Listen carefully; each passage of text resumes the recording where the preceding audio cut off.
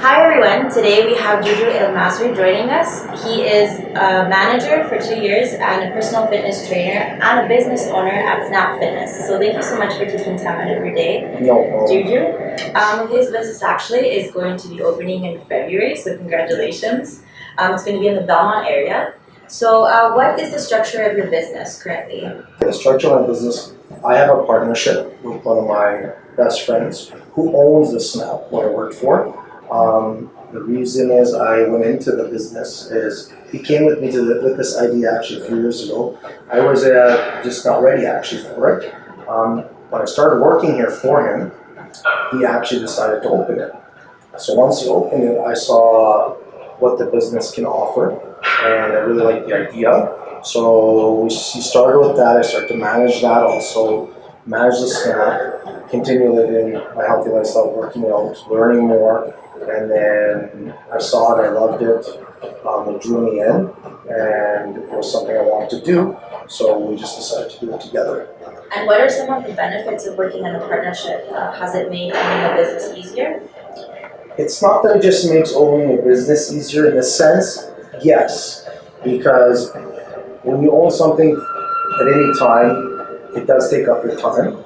So as a business owner, it's never easy. Whether it's a partnership or not, you need to find someone that you're compatible with, and you're gonna have times where you don't agree on things, or you do, but you always have to come to a resolution and compromise. I recommend having a partnership. In my case, I wanted to start with a partnership because then you can also have balance a little more, but also you're still responsible to take care of any slack or anything that's any employees that don't show up. But when you have that freedom there, if someone you trust, you can leave for certain periods of time. Once your business goes, and then someone else can leave and do the same thing with the other business partner, and you can be there. But it's still, you're just as responsible. It's not easier because then there's always someone else you have to think of. And when it's by yourself, it's not easier, but then you're only answering to yourself, but you're responsible for everything else. So you either have to find really good staff then, if you don't have a really, someone that you rely on as a business partner. And if you do, you still need good staff, but then you also have someone that has your back at any time. So. And you will be owning and both managing the new business in Beaumont, is that correct? Absolutely. Okay. And how did you guys decide on the location?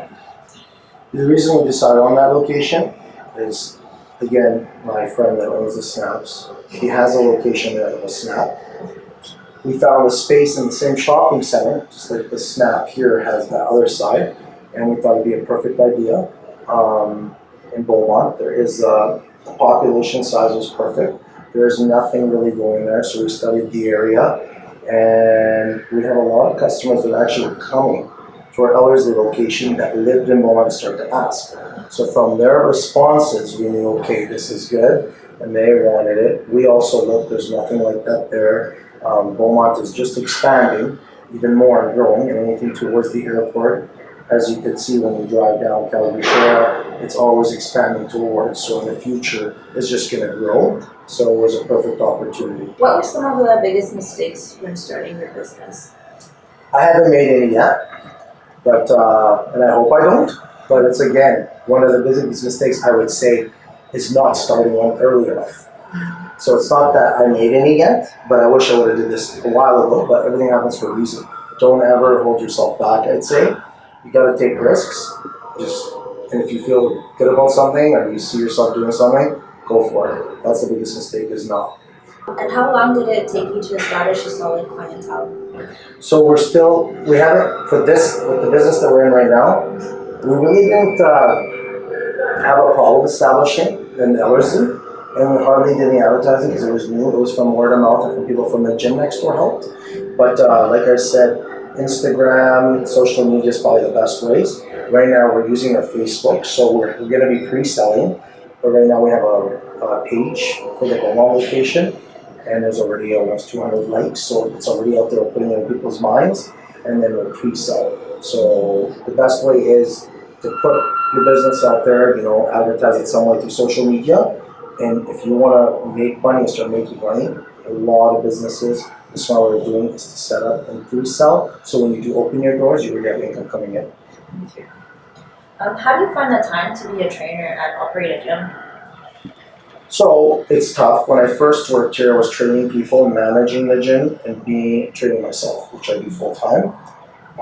As I started to work at 9 Round and managing this gym, I stopped training people. It's too much. So then when you do train people, you need to give them time, and not everyone can work around the schedule that you want. It's up to them when they want to come in, and you have to work around their lifestyle as a trainer. So I had to give that up and pass clientele on to other trainers, help them, and then I just focused on managing and on the 9 Round, understanding the concept of 9 Round, and getting to know it. Which training you want to open one now, my business partner. So, what support did you need when you started? So you mentioned that you had your business partner, which was a big help. Yes. Was there anything else that helped you? You know what? I asked my parents, I talked to them, friends and stuff, just to get an idea. I obviously know I want to do it, but I'm the kind of person, when I want to do something, I'm going to do it, but I also ask for some feedback. Exactly. So I knew for my business partner, I wanted to work with him, and his feedback was good. And then I just told my parents, like, what do you think, right? Like, would you know, like, you know what, he kind of helped me want to do, you know, like, this is something that I'm doing, don't be afraid. I'm like, yeah, I know, I always, like, I got so used to having a job too, but I'm not responsible. And also I was like, but I want to be responsible. And I realize at my age now, like, responsible in a way, not that I'm not, but I want to take on something that's my own. So I just needed that feedback, and again, that reassurance that I already knew. And I know I had their support, which was nice. And then, I just took the steps forward. And it's probably the best choice I've ever made. Like, and everything's just falling into place. And like I said, there's going to be maybe obstacles. So when they come along, we'll just get through. Would you recommend working for others first before you start your own business? It depends. Some people have a vision, and you know what? When I was younger, I always worked for people at first, because I like to learn a lot of things. So I like to have an idea. So I worked in restaurants, I worked in construction. I never worked in the fitness, even though I loved it. I just thought, no, because my dad was a business owner, so I thought I'm going to own a restaurant and business. I did that. I went into a business right away. And then, you know what, I was too young, and I was like, I don't want to do this. This is not me. I worked in a bank. And then finally I just kept working on, like, this is something I want to do, but I just never was ready. Like I said, it's never too late. But when it's your time, it's your time. You just gotta listen to your inner voice, and like I said, I just decided that I want to do this, and I ended up doing it, and I'm so happy. It's the best choice I ever was. To be honest, money isn't, never just look at the money, because a lot of people say, well, I'm gonna get a job that pays me this. That's how I used to think. You know what? I have those jobs, and in the end, the money doesn't matter. You have to find something you love, because when you come to work happy every day, it's more important than the money. And money will come because you're attracting that positive energy, right? So you're fulfilling. Yeah. Okay. So now you have lots of experience in management. So how did you decide who to hire? So it's just like any other manager would do or any other business. There's a process, When it comes to the gym, trainers need to be certified.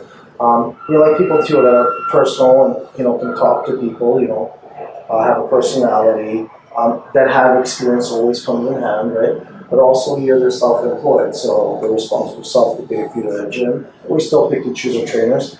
With the staff, I would look at the resumes, but it also, because as a manager, I'd still ask for Cord to look at them.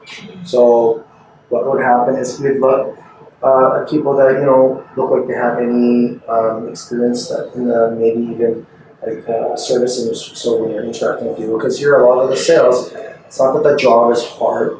You just have to maintain the gym, keep it clean. So you need to be like someone that's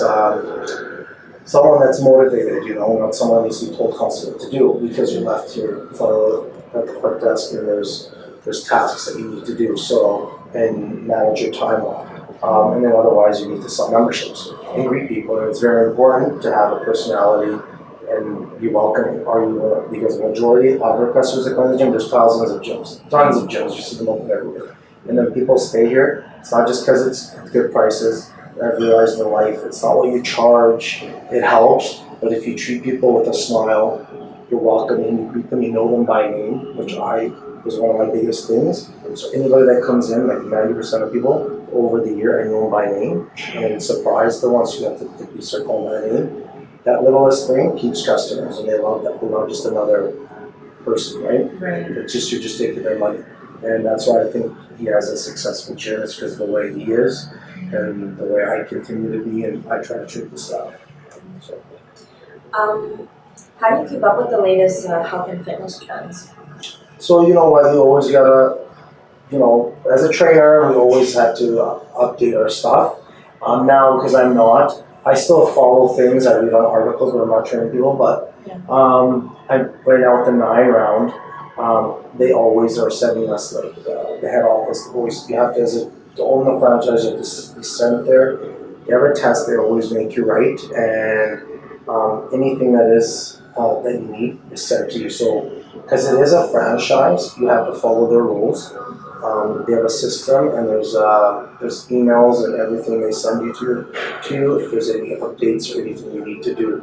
But I always stay with the latest information with training because I'm always reading and stuff. And if there's anything I need to update or upgrade that I'm going to use, I will. But right now, like for training, otherwise than what I already have, I haven't because I've been focusing on my gym. So more for the legal or financial aspect, how much money did you need to start? Were you able to get a loan or have you accessed any grants? I had access to some money.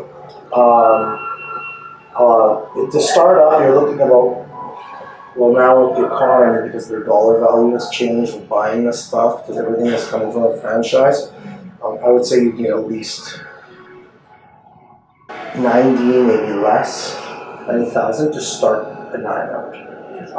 If you're coming into a partnership, maybe 45 each, could be more or less, depending on your location, how big you want, right? There's single 9 rounds and there's double.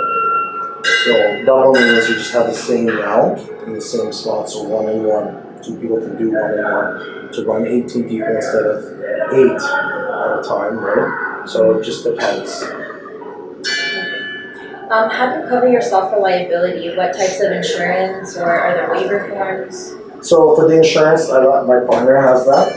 I'm not sure exactly, but it's probably work insurance related, and depending on what you're running, any business has a certain insurance that you pay to cover yourself and the staff. But with all the members, they all fill a form. So anyone that comes in, we always the first workout, it's free. Anyone that comes in has to fill out a form. This is just to cover us, to cover them, right? Because they are responsible for themselves, right? They could be taking and help themselves. If there's a legal form that 9 rounds sends out, and they sign off, and then once they join, we already have their information. It doesn't take as long too. So it's a good process. So what is the most effective way that you generate business, and do you offer products or services for people who refer your clients? So what happens is, like I said, social media is the best way. You can do mail outs, okay? You can do Canada Post mail outs, we've done that, it's good too. They hit every home. But I find that any way is possible to get, any way is a good way to attract new customers, but social media, Instagram, because the new generation, nobody now really picks up flyers and stuff like that. You're trying to attract the new generation. Everyone's on their phone, everyone's working, go with today's lifestyle. Nobody has time, but the phone is always in their hand. And I find everybody has time to check the emails. You'll email someone, they'll check the email, your phone on, they won't answer. Yeah. It's fine. So it'll ring, don't answer, but when you email them, they'll answer. So the best way to get out there is word of mouth, treat people with respect. They tell someone you offer them a good service, they're going to come back with something. That's the best thing, more than anything. Word of mouth. After that is Instagram, Facebook, any social media, and then mail outs, and keeping up to date with everything else. So you have to change with everything, right? So if someone's offering something competitive or something, you have to always keep, creating new deals or, finding a new way to improve your business. And also the incentives is we have something like, if someone, we have a heart rate monitor, which you'll see when you go down.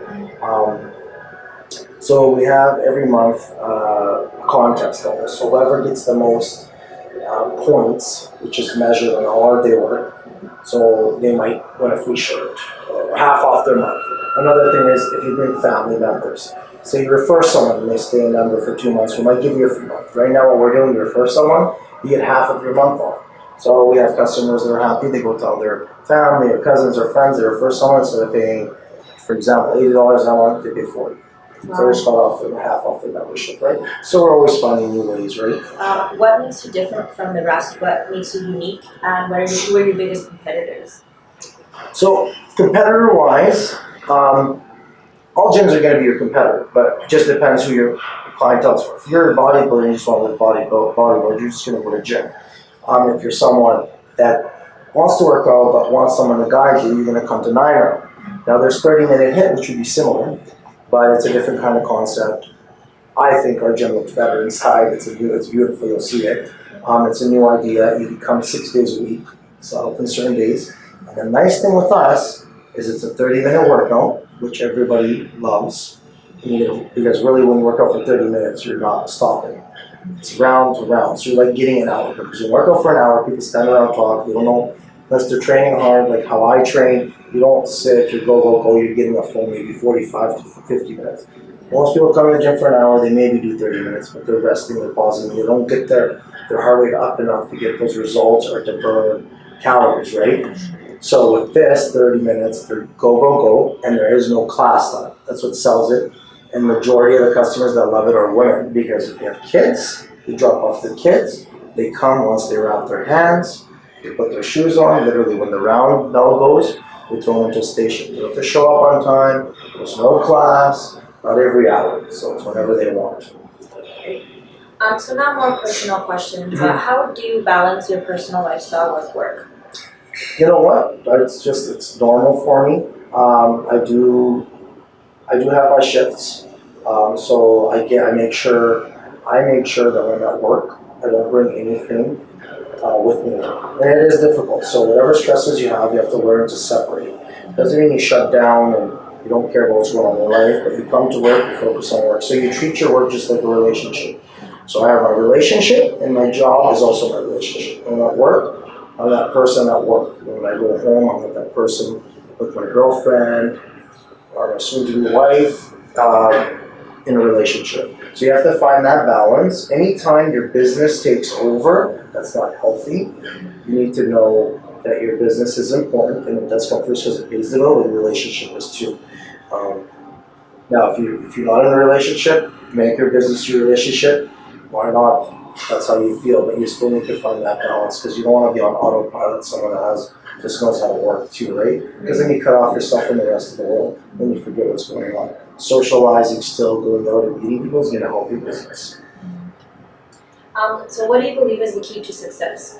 Structure, punctuality, people that are on time always. Like one of the biggest things that this made me successful wasn't, you never want to be the smartest person in the room, but you need to have certain traits. And I find now the new generation, I don't know if mine was different, people are a little more laid back, and it's hard to find people. One of the biggest things that I look at is people that show up on time and that actually give 100% every day. Now your 100% is going to change, but you're here and you do give 100%, consistency. So, and that's more important than anything. Because anyone could learn how to do a job. It's just being there and being someone that you could rely on, right? Being accountable and trustworthy. Reliable. So where do you see yourself in 5 years or 10 years from now? I see myself probably maybe in the fitness industry for sure, but I have other goals, and I see myself expanding into other businesses and business ideas that I have that have to be that relate to the business industry that I'm in right now, the fitness industry, and also just maybe more businesses, just keep opening things and helping people, and yeah.